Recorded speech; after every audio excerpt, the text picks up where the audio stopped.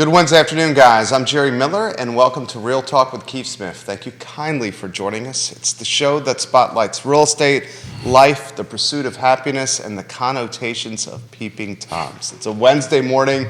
We're live in downtown Charlottesville. We're presented by Ross Mortgage. Scott Morris is in the house. This guy is a friend and certainly someone who knows the business inside and out. Judah Wickower is our well-spoken and very loud director who contributes to the program on a frequent basis. Keith Smith, the star of the show, his namesake website, realtalkwithkeithsmith.com. Good Wednesday morning, Keith. Yeah, I'm still researching peeping Tom. Sorry, was I supposed to pay attention? I figured you were. This is how the show started. There was a guy across the street, across the hallway in the spectacle shop that was staring at us through their door. Is that a peeping Tom or not? We've decided no, it's not. Well, it's interesting because Webster says a prying person as a Right, that's the second or third definition. That's why I was wondering. So what he was doing was certainly prying. So that could have been peeping Tom activity. But isn't peeping Tom an actual criminal offense? Is that how they actually write the law? Maybe, yeah. I mean, I don't know. if you're trespassing into somebody's property, and I think that might be although who knows what they have it written as at this point. That's probably county to county. So the etymology of it goes all the way back to Lady Godiva, a legendary citizen of Coventry who watched Lady Godiva ride naked. We have the voice of God, otherwise known as Judah Wickower, about to contribute to the program. Judah. Virginia.gov. Code, 18.2-130, peeping or spying into dwelling or enclosure. There you go. All right, let's shall be unlawful. They define that as peeping Tom. Let's charge that man at the optical place. There you go. There you go. Thank you, Judah Wickower. The hell with real estate. Let's go and do that. It shall be unlawful for any person to use a peephole or other aperture to secretly or furtively peep, spy, or attempt to peep. Most famous abuse of a peephole, anyone remember? In American pop culture history? Scott's probably going to get this. No. Most famous abuse of a peephole. Aaron Andrews. There it is. What? See? I knew you were not going to get it. I knew you were not going to get it. I knew he was. Aaron Andrews is a sports reporter she was for a ESPN. Sports talking head for ESPN and anchor. I was going to say Porky's. Yeah. Now a sideline reporter for Fox. She had somehow her peephole at her hotel room inverted or turned backwards, and someone captured video of her in her hotel. I'd say that was maybe 5 or 7 years ago. The things you learn here on Real Talk with Keith Smith. Good morning, Kevin Yancey. Good morning, folks from Crozet, Lynchburg, downtown Charlottesville, Pantops, Keswick, and Richmond on the heat map. Richmond was the topic of conversation on Monday. Scott, listen to this. Keith's daughter, gorgeous lady, youngest daughter of Keith and Yonna, lives in Seattle. She's coming from Seattle to Virginia. She has a 2-month-old, 3-month-old daughter. 3 months as of the 7th of this month. 3-month-old daughter. Her husband, and we have permission to talk about this. Yeah, sure. Her husband, Houston, is a doctor. When has that ever stopped us? But anyway. I'm not speaking out of turn. Her husband, Houston, is a doctor. Heavy hitter doctor. We're talking the doctor that's He's a doctor. Some real good bank. He certainly has medical debt. He earned it. He earned it, right? They put an offer on a house in Richmond. They're moving from Seattle to Richmond, as you know. This is the 11th offer they put on a house in Richmond. It was a FaceTime walkthrough of the house. In the rain. In the rain. They're in Seattle. Keith on his phone walking through a house in Richmond. Waive home inspection. Appraisal gap of how much? $75,000. $75,000 appraisal gap. West End, Richmond. They don't see the house in person. $75,000 over appraisal gap, and no home inspection. And what happened, Keith? Lost it. I tell you, crazy market. Back to micro markets matter, and I've been saying this forever, and we'll talk about this a little bit later with Scott. Not forever. I've been saying this since about the beginning of the fourth quarter of last year, that micro markets are going to matter, because if you go 4 or 5 blocks from a different direction of this, it's a very different market. LeVar Stoney, the mayor, did you see the news? I did not. He straight up said, he announced declaration, Richmond, we have a housing crisis. That was 2 or 3 days ago. Well, you're seeing it. We're living it, and we're going to talk about it nationally and all this kind of great stuff. But we are having a housing conference. I want to make this about Scott today, right? Your contact to contract. You've gotten a ton of contacts, but converting to contract has been super difficult. So this conversation about what's happening in Richmond is non-exclusive to Richmond. It's happening here, very specific locations. Buckingham we talked about is quite the opposite, right? But everything else is, if it's priced right in the right location, right features and condition, it matters. So when we talk about adjoining counties, I mean, even in that, in Buckingham, maybe it's a bit of a one-off, being it's a little more remote, but Powhatan, Goochland, Louisa, Madison, Spotsylvania, Orange, these are all areas that it's still hyper-competitive in. Yeah. I think the thing with Buckingham, the difficulty for us anyway, it's like split up to like 4 or 5 different MLSs. It's really, I mean, and really hard. It gets bizarre. Like when you're just on the other side of the bridge from Scottsville, certainly that's going to be hotter than say there's a national park out there where there's nothing, like nothing. So in the department of who number 6, right? Of my famous 6, who's on the other side matters.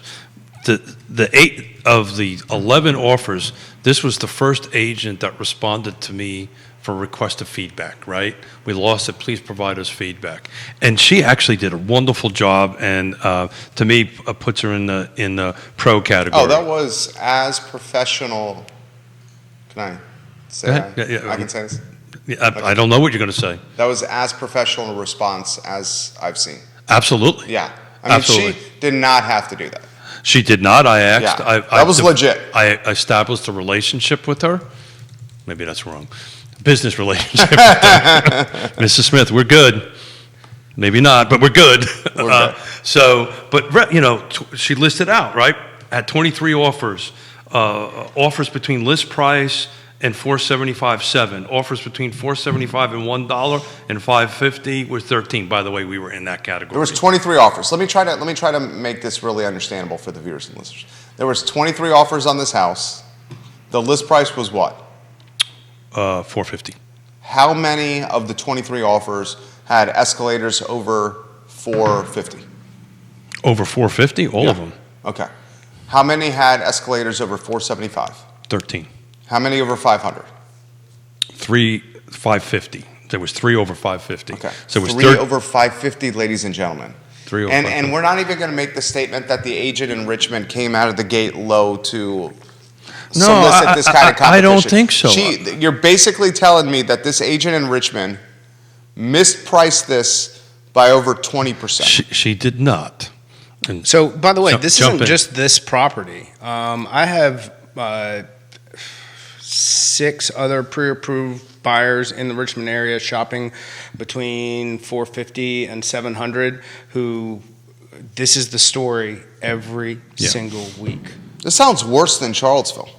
What's happening here? Now, are your for the price point? It's also neighborhood exclusive. These are people West End, Richmond. No, really, Midlothian. That doesn't matter. But when they get locked into a school district or a certain area or a neighborhood that they've decided that is ideally where they want to be. But the problem is, if you want to get into a like neighborhood or a like school district, you're bouncing back and forth to you can have this problem in one area and then say, well, I'm willing to explore this and run into the same problem somewhere else. So the reason this looks worse or sounds worse, we're literally having the same thing happen here. Just the volume's decreased. This neighborhood that this particular home in is called Bellevue. It's 1,500 homes, just this little neighborhood within the city of Richmond, right? That's just 1,500 homes. There's not a single neighborhood in the city of Charlottesville that has 1,500 homes in it, right? So it's just in the city. In the city, right? Okay. Right. When you get outside of that, what subdivision that has 1,500 other than the lake has 1,500 homes? I mean, we've talked about this. Where's Old Trail? Old Trail's probably flirting with 1,500. Yeah, I would say pretty darn close. Forest Lakes is probably flirting with 1,500. Yeah, correct. Glenmore's 850. That's half. Yeah. What else? I mean, So there's a half a dozen? I 4? mean, am I missing any here? Are you counting that? Well, how many? What's those townhome units right at the front gate? Of Glenmore? Yeah. That's Rivanna Village. I'm not counting those. And they also have single family detached. In fact, the first units are now trading in that neighborhood. The ones that were purchased are now trading for the first time. Yeah. And we're talking units that were built 3-4 years ago, where these people are making 25-30% return on their money in 3-4 years. So here's the takeaway from the beginning of the Richmond conversation. And it's really not exclusive to Richmond. And I want to tie it into this contact to contract thing. Mm-hmm. Stay in the game, right? You know, we're at number 11 for these kids. That literally, when I gave them the news, 10 minutes later, I had, what about this house? What about this house? What about this house? They are staying in the game. They will win eventually. It'll take us a little time, but they eventually will win, and it'll turn into a contract. Here's a question. This is sizzle reel. Here's a sizzle reel for both fellas. This is an important one. Fellas. When in this market, when you are like Keith and Yonna, their daughter, is now 11 offers in and is 0 for 11. Does your strategy change when you're making offer 12, 13, 14, 15 when compared to offers 1, 2, and 3? Do you want to kick that off? Or No, you definitely kick that off. So, yes and no, right? You know, consistency matters, right? But you start looking at, okay, do we now need to start growing our circumference, right? So if this particular neighborhood isn't working, you know, we want to go ahead and go out that way. It's these 6 things I constantly talk about, right? So, you know, if the location that we're at isn't working because price, features, and condition, we're losing it, then we got to kind of start looking at different locations. But it takes a while to get there. In this particular case, we've got time, or we've got till September 1. If your time, which is number 5, is I got to get it done now, then your strategy has to be a little bit more aggressive. But I'll be honest with you, I don't know how more aggressive we could have been on that transaction other than bring more cash to the table. Until inventory improves, the compromise will be in location.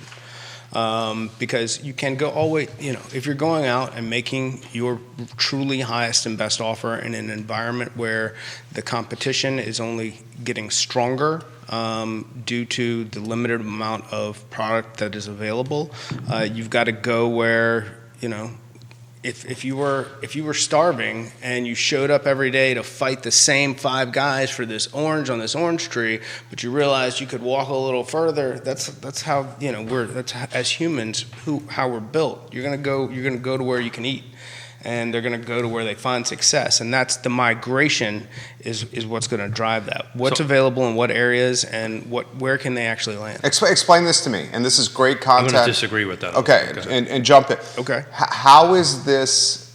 I'm gonna throw a definition out there without using the word. Doing the same thing over and over again and expecting a different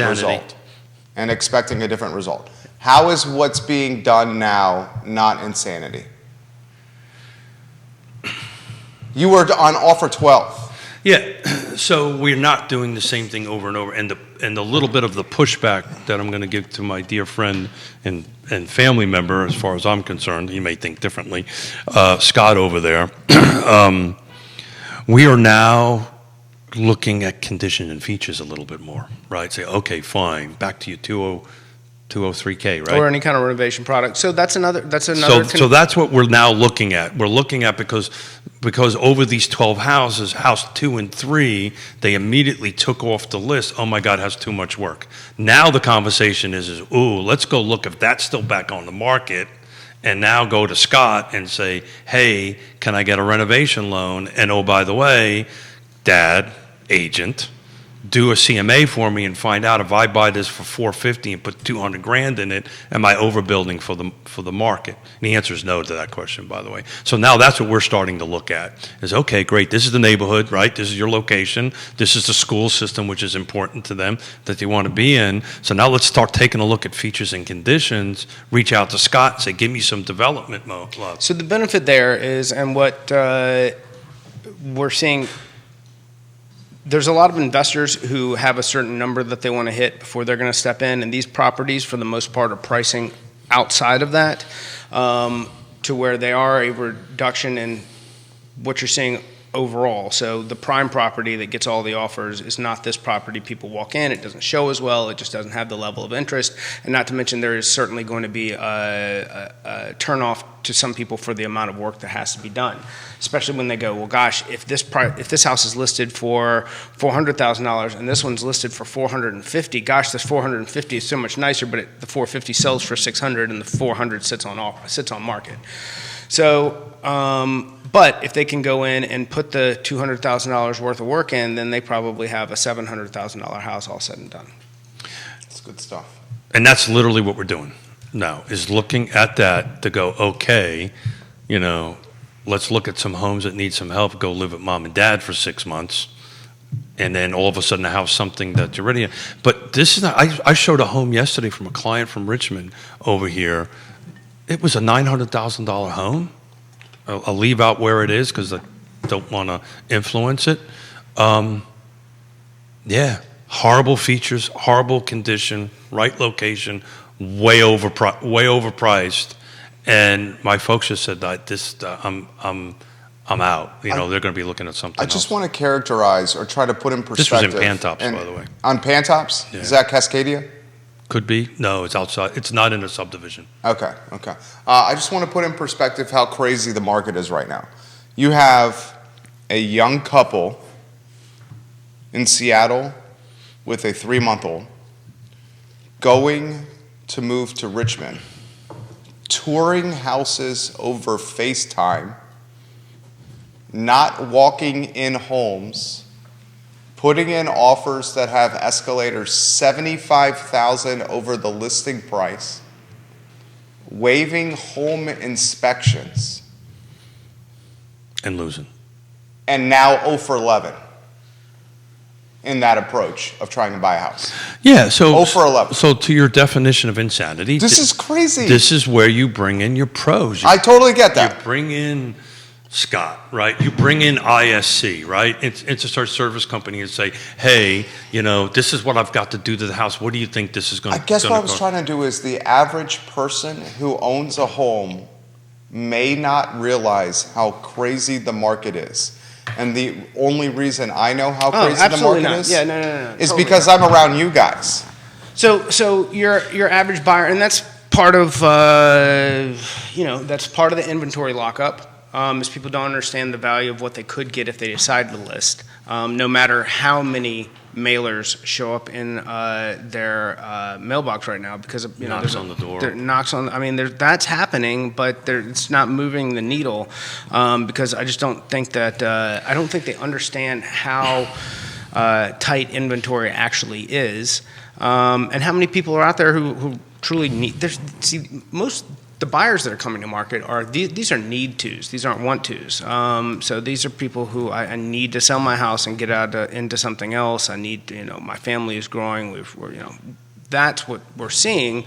And if they're selling a house, if they're coming from out of market into market, they might be bringing a lot of cash. These are people coming into the market who aren't selling another property, so they're having a hard time getting that foot in the door, because that's what you're seeing bridge the difference or be the winning factor is, okay, I can do all of these things this first time home buyer can do, and I can bring all this additional cash from this property I just sold. But that's even getting hard to do. This buyer from Richmond, I can't believe they did this, but their real estate agent in Richmond convinced them to sell their house, which they are closing on.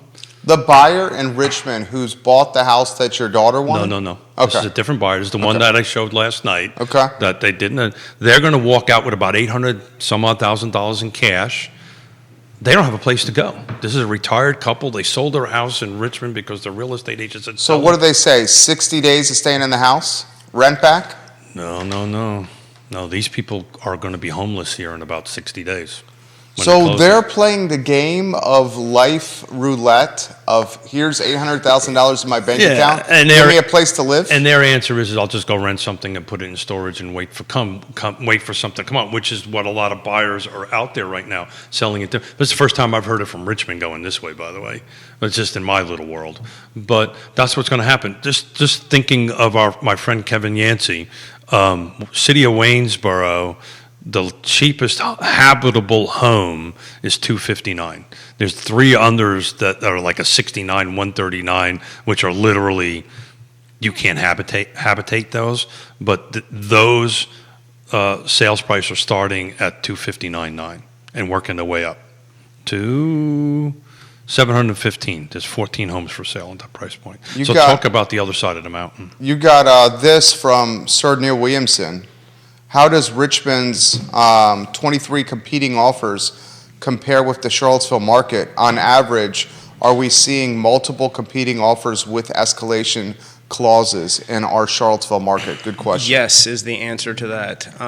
To the point where, I think I talked about this last week, we had an incident where property went on at $375. This is over the mountain. And all the offers escalated to $400, so basically they just Monday morning, without accepting anything, came back on and said, hey, $400 is the new price, bring me your new highest and best finger guns. And then... Would you do that again? That was the best thing ever. And make that more of the show. then in... She was effing loving it. And then here in Charlottesville, we had one that, well, I think it was not in Charlottesville, it was, so in the Albemarle area at $365 that went well over $400, all said and done. And that was with, I believe it was probably close to 20 offers. Can someone explain to me how the market moves from listing a home to it going under contract 22.5%? How a unit, how a piece of real estate can be listed at $450 and can sell over $575. I can answer that. I can answer. Can you? I can answer that, and this is really a Woody Fincham question, right? That would have been a great question from Woody was here on Monday, but because I questioned the agent. The agents, I said, so tell me how you established your price. And I said, I'd like to see your CMA. And they sent it to me. And they used their CMA based on 30 to 60 days behind. And we were having this conversation with our daughter. About 30 days from now, when all these 600,000 closes and all that stuff, then they're going to go back. So they are doing honest, I think, based on it, honest assessment. And I can tell you this agent who responded to this, Jerry, Is legit. You know she's legit. Oh, she looked legit. And you know, out of 11 rejections, this was the first agent that said, look, I'm not gonna give you any information I shouldn't, but this is an overview. And literally in our email, she said, I hope this helps you in the future, which it was very useful. Well, because then you can set expectations with your client, which happens to be your daughter. Well, we would do Vanessa that. Parkhill, as the mom of Vanessa Parkhill's coming out here, she says, and Vanessa, we love you. She says she's sorry to hear that you lost the bid on the house. Thank you. But what's exciting about that? Thank you for watching, Vanessa. What is exciting about that? They brushed it off. They felt really lousy for about 13 seconds.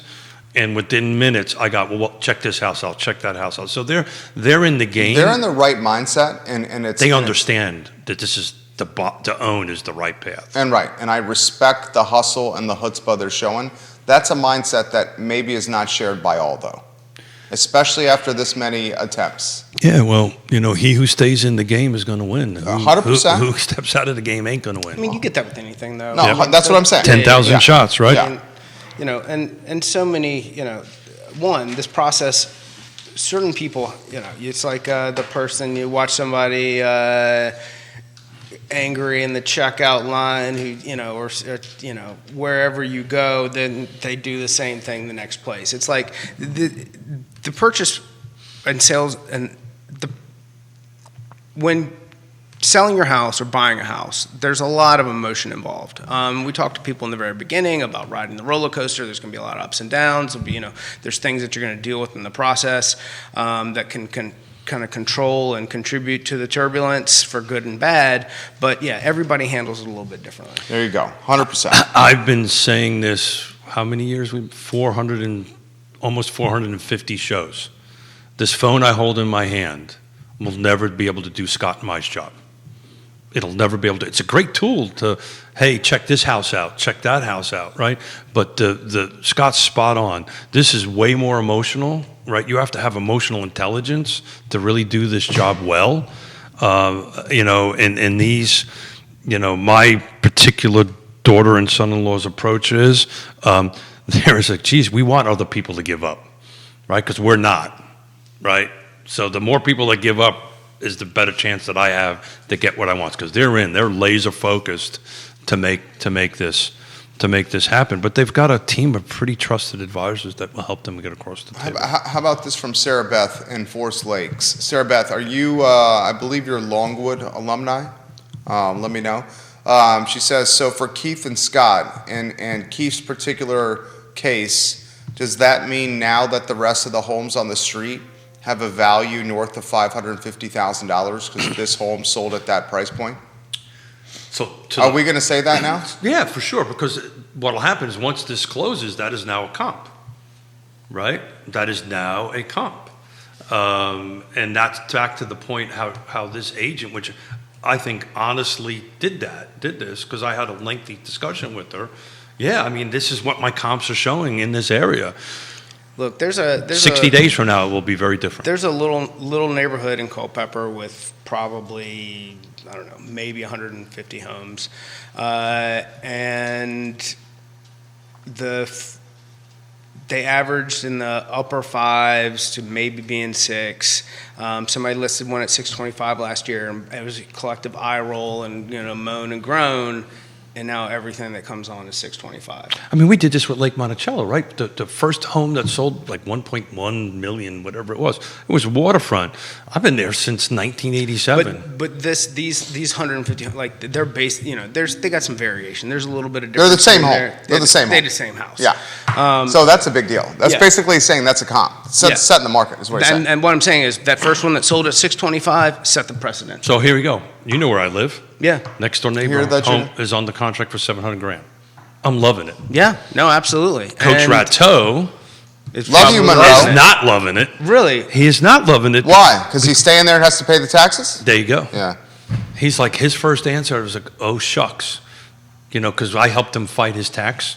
Yeah. Monroe? Yeah. Love Monroe. I helped him fight his tax. Make sure you tell him I said hello. He watches, so you just said hello to him. Monroe's the man. But I said, Coach, I'm not going to help you next year. Next year. You're going to sell. No, next year you're going to be paying because that comp now it'll be hard to go because his particular home is exactly the same as far as square footage is, yada, yada, yada, then that goes. So the 625, now the price for the neighborhood. The expectation would be if another one goes on the market, we're going to have another bidding war and more escalation. I mean, how do you get ahead of this? And when does the insanity stop?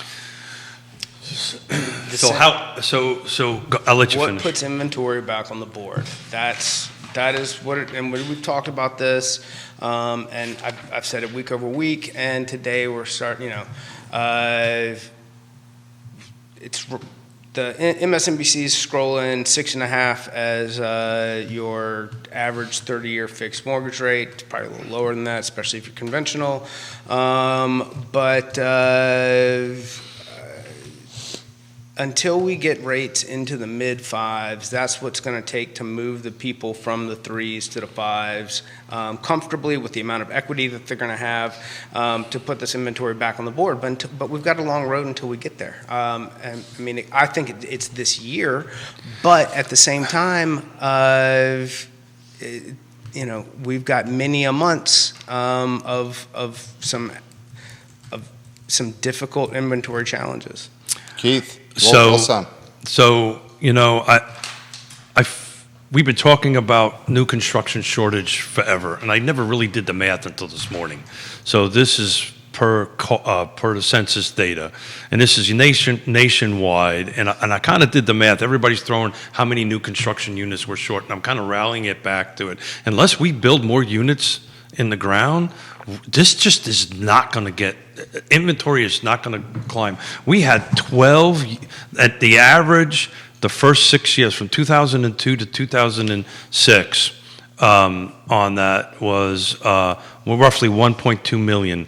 We had 12 years of negative units. We're 3.4 million units short based on my math, and that's only on average. That's nationwide. Nationwide. That's not including new people being born, yada, yada, yada, new folks coming in here. Over 20 years, we're running a negative of roughly 3.5 million units nationwide. You know, to Neil Williamson's point, and, you know, I think to a certain degree, Mr. Payne is incorrect. I think you almost got to build your way out of this. It's not going to happen. And it's not going to happen. It's not going to happen. So these prices are going to escalate. So my daughter and the buyers that we have now is buy now, because you're only going to increase year over year. So walk me through the conversation. Stay with us, mom and dad. You have a newborn baby. Yeah. Stay with us for 6 months. Yeah, is that happening? No, we're going to find, because Okay. they have to September 1. Okay. Right? So, you know, When's the move of the lease? September 1. They need to be in a home by September 1. Okay. Right? So the initial conversation with them, and the same buyers that we're having conversations now, the initial conversation, well, we'll start looking around June, July. I said, no, we're looking December 1. So we've been looking since December, trying to find something. Because it's in that particular market, in those particular locations, back to Scott's location matters on it, that's where we need to be doing it. Scott, you still think rates are going to get into the 4s year end? I do. I think that I don't think that the Fed's done hiking, and I think that we are in for some type. I think there's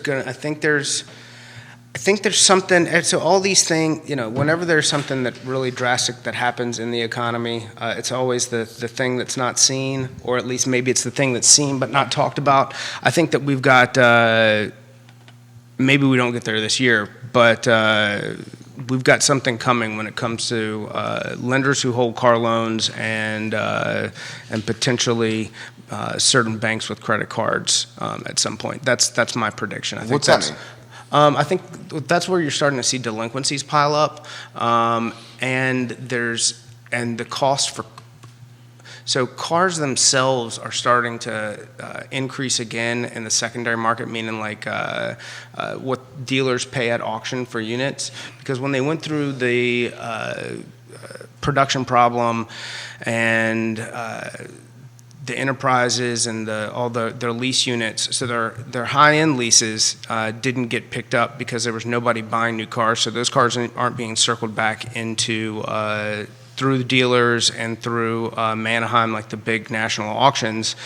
And then the enterprises and the Hertz and all of those, they were going direct to dealer to buy new units, and they were also purchasing extremely high mileage units out of the auction market. So the number of miles that are on the cars that are being financed are much higher than normal. So you're going to be seeing an increased amount of auto repairs, and typically people are always the last thing that someone's going to walk away from is their auto loan because they got to get to work. But I believe that there is a softening, like there's a danger in that class of finance, and I think that there's going to be something that happens probably related to that as they continue to walk the prime rate up, because I don't think that the 5.25 is the stopping point. I think they go a little bit higher, and I think there's some damage felt somewhere in there. You see another bump, 25 points? Yeah, definitely. I see two. Two 25s? Yeah. Wow. I would not disagree with that, but I also agree with you. I think you're going to see the 30-year drop by the end of the year. I really, really do. And I do. I believe that, but I think there's going to be something. There's going to be a but it's a roller coaster, man. Pain point that pushes it there. So, do you think that delinquency on the credit cards are going to impact the potential home buyer? So, Well, undoubtedly with the credit score. So they put some loan level price adjustments in place that they keep kicking the can down the road on these refis. So really what they're trying to do is they're trying to protect lenders from a bunch of EPOs and potential bankruptcies, but or collapses on the lending side. But they're going to need to have some sort of access for people to dip into this equity if they are credit qualified to do so in order to pay some of these potential dangers that are on the horizon. That, and also there's been floating around social media because an article from last year came out about the 40-year mortgage being a thing. Yeah. 40-year mortgage is not a thing. Okay. So all that is, and the way that works is, it is if you are delinquent on your current mortgage, it is a restructuring into a 40-year. It has Gotcha. not a product And so- that will be originated, period, end of story, no questions. It's also being offered for the interest timeout, the Mortgage Relief Act that went out. Abatement? Abatement, thank you. That's They're offering but it it's 'cause- all associated with the restructuring if you are in trouble. It is not That's I want to exactly buy right. a house, can That's I get exactly a right. 40-year mortgage? That's No, you exactly right. can't because nobody's going to give it to you. That's Because the exactly product itself truly doesn't exist. Forest Lake South Yes. and Forest Lakes. While everybody was chatting, I just, and thank you for the viewer, made me think about this. So just took a quick snapshot on what's happening in Forest Lakes right now. 3 homes are for sale. This is south in regular Forest Lakes. 3 homes are for sale right now between 1 and 0 days. So they just hit the market. There are 11 pending. So we've got 3 on the market. We've got 11 pending. So that absorption rate is off the charts. What's the, what are the 3 homes, price points? Blah, blah, blah, 499 up to 550. $499 to $550. That's exactly right. But what's interesting, the median pending price, not sales price at the moment, the median pending price is $540, 4 days on market. And that 4 days is a little bit not telling the true story, because typically those homes are under contract a day or 2 before they actually hit the MLS. So that 4 is probably really 2 from the time that it went on the market till it went under contract. What sold beginning of the year to now in Forest Lake South and regular Forest Lakes, median sales price is $476, 27 days on market, ranging between $374 up to $605 on those 12. So beginning of the year, so that's for a month, right? You've got 3 on there. So if you do your absorption rate, we're on a negative absorption rate, that there's more homes going off market than are coming on. But we got 11 in the pipeline to close. So I can't be the only one thinking the way I'm thinking about today's CPI data, because we came on and it seemed like good news, and the U.S. 10-year had a huge swing. Now we're basically neutral. Like, it's back to nothing has moved at all. And I think that if you dig deeper into what came out today, the news is less positive than we expected it at 5.1, and it came in at 5. Like, it's not as declining as it seems. But it's all about the headlines, They've right? it is all about Right, the Wall headlines. Street Journal. CPI rose to 0.1% in March and 5% from a year ago, below estimates. However, Scott says that's a deceiving headline. They keep playing with what goes into the numbers. It excludes food and energy. Core CPI accelerated 0.4% and 5.6% as expected. Energy costs fell and food prices were flat. Used vehicle prices declined. 0.6% increase in shelter costs was the smallest gain since November, but still resulted in prices rising 8.2% on an annual basis. That's the headline, and he's right. Market's neutral right now. You would think they would have moved much more positively, to Scott's point. Keith. Well, the headline in Wall Street Journal, inflation eases in March, but when you actually read through it, it's exactly as Scott has said. I think my question is, do you think the 2% is even reasonable that the Fed's trying to get to? Is really 2%, maybe is 4% the new 2%? So they can't come out and say that is the problem. I think we can, though. We can, and I've said all along. I think 2% is a pretty Impossible. ambitious goal. They printed too much money. There was too much, and that's what has created all of the monsters that we're talking about right now. So the Fed is trying to negotiate with the American people, right? I don't think this is a negotiation. This Well, is I a think pretty, they are, This is because a pretty it's a- one-sided discussion. Well, it's a negotiation this tactic is do in and emotion. do, and they will suffer. Well, I get that, but it's an emotion. It's like, okay, if we throw out 2, right, and all of a sudden it becomes 4, right? Everybody's now. I don't know. I don't think we'll ever meet 2. I think 2 is an unrealistic number. I think everybody knows that, except for them. Neil, this is an interesting comment. Neil Williamson, Free Enterprise Forum, President. We love Neil Williamson, support his work, President, Free Enterprise Forum. Jerry, Scott, and Keith. I'm interested in the other side of the build your way out of it discussion.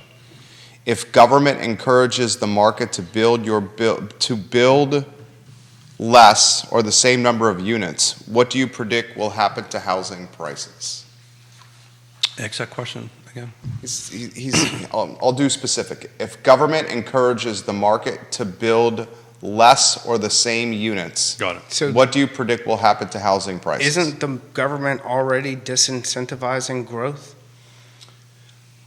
Depends on the jurisdiction. In Albemarle County, they're limiting growth to 5% of the entire area. How long does it take City to of get Charlottesville, How long does it take to get a project done? it's improved. Permitting has improved. Albemarle County, you can make a legitimate argument it's trying to limit growth. I agree there. City of Charlottesville, you can make an argument they're trying to improve growth with upzoning. And both jurisdictions, Charlottesville and Albemarle County, have improved permitting. Their concept of growth through density is it works for units. It doesn't work for value. I think again. What's that mean? It means we can have more units. Oh, I see what you're saying. Meaning we can have condos and we can have some projects that through time, this one's really nice, and then 20 years later, if it's in the right place, it's still really nice, but if it was a nice thing in a bad place, or there's any demographic shift, it's this building that's run down that nobody wants to live in and nobody wants to buy and renovate, and it becomes an eyesore. Look at every single metropolitan area that you want to model yourself after, and they're littered with them. Keith. So I'm going to steal a quote from Sir Neil Williamson. All this requires a ready, willing, and able seller. A seller needs to agree to sell land in order. Forget about the regulatory side of it. If you can't get a seller to agree to sell a piece of property at a reasonable price, and I know this world because I'm in it, Yeah, right? you are. So that starts there, and that is extremely difficult to do. What's reasonable price? It's what the math works out to be, what the market is prepared to pay for it. To Is directly, market rate reasonable rate? the market is the market. It's whatever the market is prepared get to that. pay I get at that. this point. But directly to Neil's question, without local governments and state governments for that matter, we're going to have this conversation with Dave Norris on Friday, without state government encouraging or helping new construction, prices are just going to go up. I did it in an infantile way, but we are so short on units, and I'm not that smart, but I'm smart enough to know that less is more. If I got less units that are coming in, my prices are going up. You know, if And that's just the way it's going to be. This is for you, Neil Williamson. Literally for you. This is for the Matthew Gillikins out there, the Neil Williamsons out there. This is for the land trusts out there, the housing advocates, the stakeholders. If you want affordability in Charlottesville City, you know how Charlottesville City gets affordability? They make Albemarle County's development area expanded. Now, Charlottesville cannot have any influence over Albemarle County whatsoever, but Charlottesville's affordability is directly tied to Albemarle County expanding its growth area. It's a rubber band. Because if Albemarle has a bigger growth area, we have more units, that'll create affordability for Charlottesville. Charlottesville's landlocked. It's not going to build more inventory. Well, It's not going to get more inventory anytime soon. and Neil can probably have this data more than I can. I did a little bit of homework, right, on how many units sold last year, single-family detached in the city of Charlottesville that were in an HOA. Okay. 14% of the sales last year were in an HOA. So one could assume, and I didn't do the I love that data, by the way. thank you. The whole count, but there's a substantial percentage of the single-family detached lots. Do you know that answer, Neil? What percentage of Charlottesville City is HOA inventory? And finish your thought there, Keith. Yeah, I mean, somebody, you literally have to go in and physically go through the whole thing. I just pulled a quick sale scenario. What sold last year, single-family detached, what was in an HOA? And there was 14% of the total number of sales last year were in an HOA. So those 14% are going to be excluded from any of this upzoning. So I would think that somewhere between 10 to 15% of somebody would spend days and days crunching these numbers. I'll bet you somewhere between 10 to 15% of the total number of residential lots that have single-family detached homes on it are probably in an HOA. By the way, that did not include townhomes, which automatically, they've already been multiplied already, and condos. This is just single-family detached. That's why I've made the point for 3 years that inventory and HOA neighborhoods in the city of Charlottesville and inventory and HOA neighborhoods in Albemarle County are going to exponentially increase once upzoning becomes a reality, because people will flock to these havens of single-family detached homes, knowing they will stay the same that way. And Scott, jump in when I'm wrong here, but only reason I'm bringing it up is there's a certain number of residential, single-family residential lots that will be automatically excluded. Taken off the board, where the opportunity does not apply. So the fact that this rezoning, all of a sudden we're going to get these huge number of residents or units, right off the bat, we're probably 10 to 15% off, if that makes any sense. Yeah. Scott, thoughts? Sorry, man. So you go in and you take in the areas where some of the single family exists that could exchange, that's inventory that could continue to be exchanged, that those houses are sold, bulldozed, a larger units put up that is going to But they have to be outside of an HOA to do that. Yeah. That's what I'm saying. But once those single families come off the board for these units, those things are going to sit forever, and there's not, they'll end up becoming more investment owned than people who are purchasing them on their own. It's a common theme. Just go look anywhere else that has grown into it. You're not getting what you think you're getting. I want to give hats off to Greene County. Some of the folks over there may not like to hear this, and particularly I know Neil's a resident of that, and Jim Friel, who's wears about 12 different hats over there. That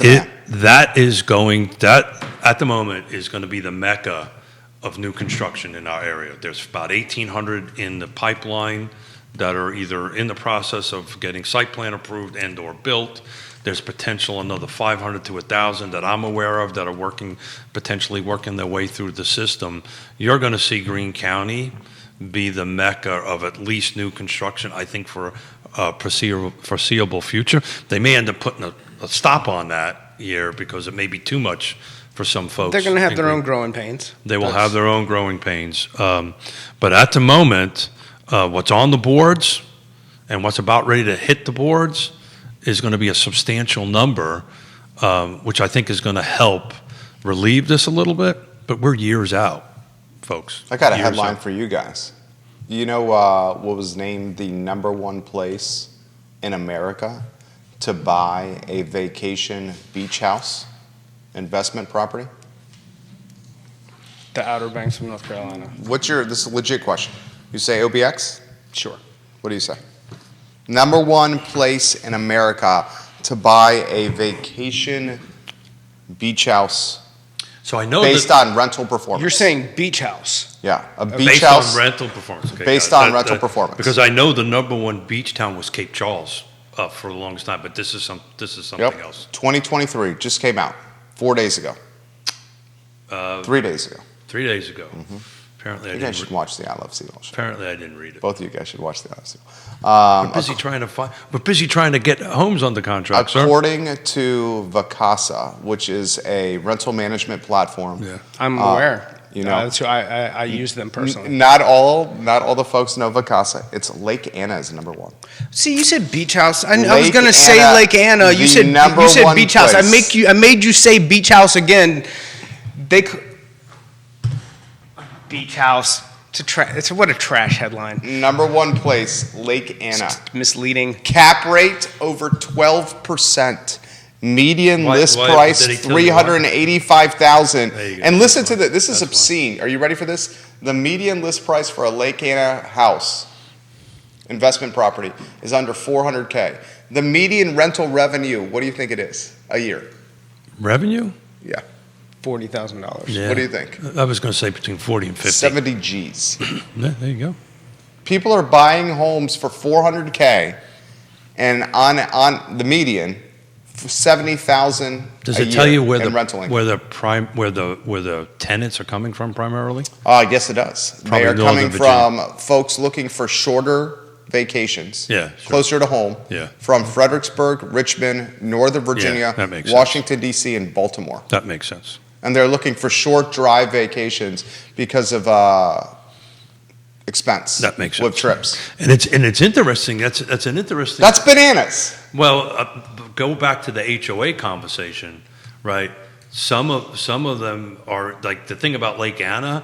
It's not like Lake Monticello. It's one huge thing. They have all these different communities that surround the lake. So I'm really curious which ones allow it and which one don't, because most HOAs do not allow short-term rentals, right?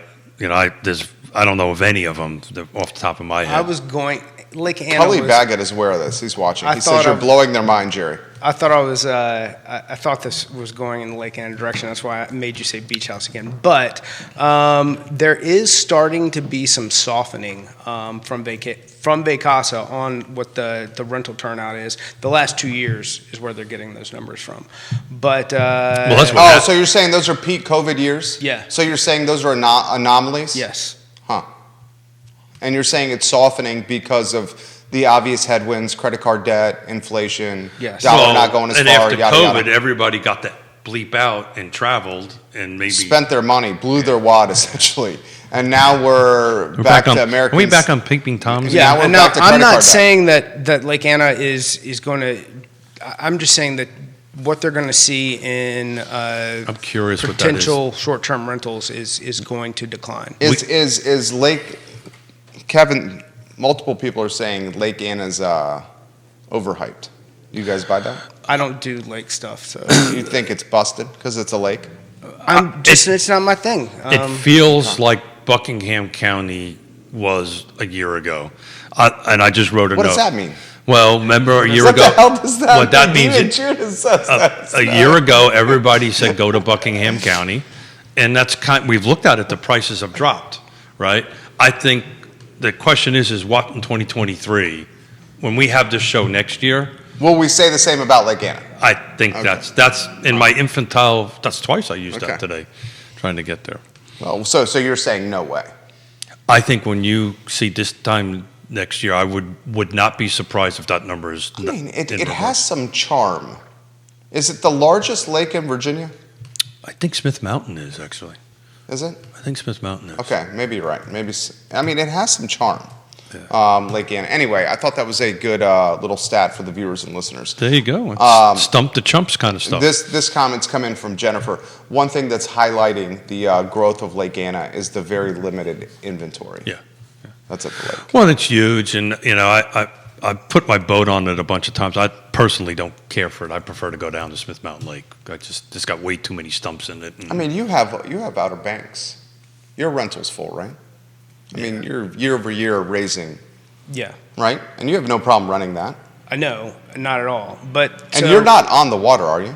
I am You're just right off the water. right off the water. Yeah. So And you got no problem running it. no problem at all. I don't know. I get the allure of the shorter trip, which is why, I've looked at like more Eastern Shore stuff.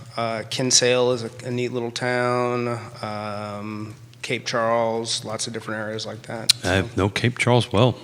Your daughter's watching. My daughter. Yeah. Hey, sweetheart, She's how you leaving doing? comments. She's leaving comments? Yeah. Yeah, what did she say? And she says, I thought the show was supposed to end at 11, Dad. No. I said 11:30. No. I said- Actually, technically 11:15. I said I put in air quotes. I don't think I've ever left earlier than 11:30. So I put in air Technically, quotes. it's only supposed to go to 11:15. He persuaded us to go to 11:30 each day. Technically, according to the contract, it was a 45-minute show. That's what I said, 11:15. No, that would be 11. Yeah, that would be 11. Go spreadsheet, That would Smith. be 11. That would be 11. How many years have we been doing this? Yeah, long enough. Okay. What contract? We don't get a contract.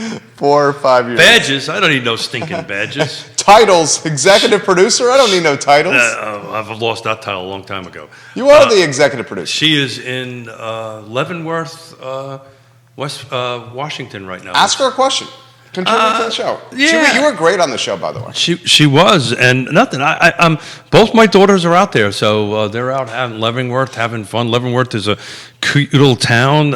It was a logging town that went downhill, and somebody decided to turn it into a Bavarian village, and it's this cool little Bavarian village. It's actually really cool. Bavarian. It looks Village. just Are like they if you were wearing like Lederhosen. Yeah, It's yeah, called yeah. Lederhosen. Yeah. Okay. Yeah, I got a pair. You got a problem with that? I don't. Hey, I'm Okay. But it's a great little town. It's cute as all heck, and they do a great Christmas time. I've been there. She is jabbing you a little bit. Of course. What do you think she's jabbing you on? The list is long. The time, the fact that you're often very tardy. And Hey, honey. I responded in jest. I've seen it firsthand with the show over the 4 years. I'll expect you when I see you coming. The 3 days, the 3 days a week I spend with your father. Oh, I'm for- pretty good on showing up. Maybe a couple minutes late every once in a while. Well, no, I used to leave them at the daycare. How's the mood? How's the spirit? There you Your go. dad has done a very good job of documenting your home search with your husband, your beautiful daughter. How's the job hunt? How's your spirit? Are you in the game still? You're 11 offers in. You're now on offer 12. How is the not there yet. the mindset? Are you dispirited? Are you excited? I mean, where's the mindset at? I'm curious.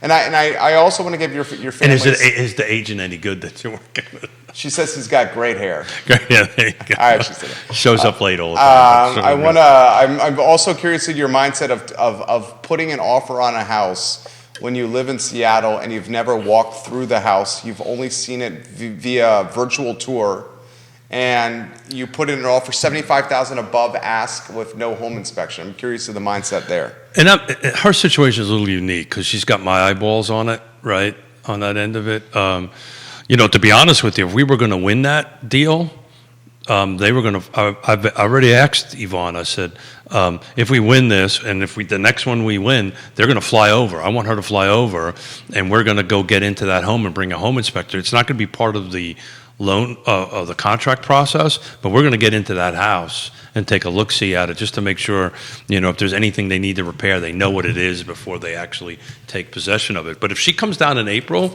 having her on set to answer this question, Oh yeah, you should. and she'll do it. She'll bring little people and the little person, and I'll set the little person on my lap, and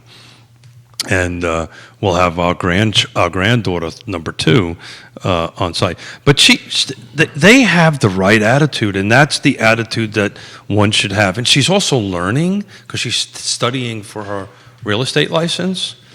She says she trusts her realtor. That was a mistake. I trust my realtor. And Neil She says, must be talking about mom. Neil says, for the record, fellas, the 10 biggest lakes in Virginia. Number 1 is Kerr Lake, measuring a wide area of 50,000 acres. Kerr Lake is the biggest lake in Virginia. 2, Smith Mountain Lake, created in 1963. Smith Mountain Lake is the second biggest lake, and 3 is Lake Gaston. So Kerr Lake 1, Smith Mountain Lake 2, Lake Gaston 3. Where's Lake Anna on that list? I don't think Lake Anna's on the list. Didn't even Neil make it. was very kindly saying there's not a chance in hell that it was ranked in the top 2, 3, or 4. That's what he was doing there. But he did it in a very kind way. There you go. Well, Neil always does things does. in a kind way. We appreciate the sincerity and the authenticity of what you share on the show. Thank you. I think it really humanizes what you have to say and builds a sense of trust with you and the viewers and listeners, because you're talking about stuff that not only is your job, but it's your family. And that's not always easy to do. I'm not encumbered by that. I don't mean that arrogantly. No, I know. It's great. We're pretty much an open book. There's nothing to hide here. We're very open, and Scott knows that. He's been around my family long enough to know that that's kind of the way life is. We're very open. We don't keep anything hidden. But it's funny. I was having this conversation. My uncle chimed in the other day, and he called me last night, and he was watching one of our shows and said thank you for because he's thinking about moving and so forth and so on, and the stuff that that we were talking about was very, very helpful. For me, I sit here and look at you and look at Scott, and I don't know who we're talking to. I don't know who we're touching, right? But I get these texts and these phone calls and these emails from folks, and it's just awe-inspiring. I'm flattered. I'm honored. I frankly don't know what to do. I don't take praise very well, even though I can do this publicly, but I don't take patting on the back very well. It's just the way I am. Please stop complimenting me. Yeah, please stop. I know. That's how I live my life. Scott does You get not that want often, to don't you? compliment. You're so awesome. Please thank stop you. complimenting I me. love Scott so much. Right. Scott does Get not. me a contract. That's how Scott does not want the compliments. Scott, I don't know about that. You take compliments well, do you? Yeah. Scott, I spent 1 day a week with Scott for how long? We've been doing it with you on the show. Over a year. A year. Well, probably close to 2 years. And it's been fantastic. Scott has the gift of being able to do a lot of things at one time, which I think is a talent. So the question is, I think he does. I think he does do it well. I think he does do it well. I just couldn't. I think he can do 3 things, 4 things really, really well at one time. Well, You're managing your team. You're offering contract and structure advice, all while doing the show. So my team does a great job on their own. They are. We should spotlight your team. Biggest compliment to them. So why don't we create a piece of content that spotlights the Ross Mortgage team here locally, Scott? Okay. Yeah. So here locally, we've got John Snow here in Charlottesville, who does a fantastic job. Then Tova Payne in Culpeper, along with myself, and I'm kind of in Culpeper here and Richmond. I try to put some face time in all places. Cecily Williamson, who does some of the marketing stuff for the team, and other agents. Anybody who needs anything, whatever that's a video piece created or some help, some guidance there, she's a huge, huge resource. And Kyle Williamson is my sales manager, so everything that comes in, he's kind of air traffic control inside the shop for making sure that if there's any problems, questions, or answers that need to be delivered, that whoever needs to be handing that information out or receiving it, it's getting to the right place. Ross Mortgage, they are truly an impressive operation. He's growing. He is absolutely growing. And are you looking to grow the team? Me? Yeah. If you are an LO who's looking for a place to go because you're unhappy with where you are, give me a call. Let's have a talk. I can promise you that I've got more resources than what you're already receiving, and our pricing is great. And if there's anything that you need as an individual, I'm happy to help you on a coaching level. If it's accountability, just showing you where to go, make calls, what do you need to do, we got a path for you. And the loan officer is very much, in a lot of ways, the mindset of a small business owner. Oh, absolutely. And you're not just running your business, you're helping your partners operate theirs. So your success is found in the success of others. If you've got agents out there that are struggling from, what do I do, where do I go, you need to be you need to be able to help them. You need to provide some sort of value in order to help them grow their business. You're 100% right. We see this on our end of it.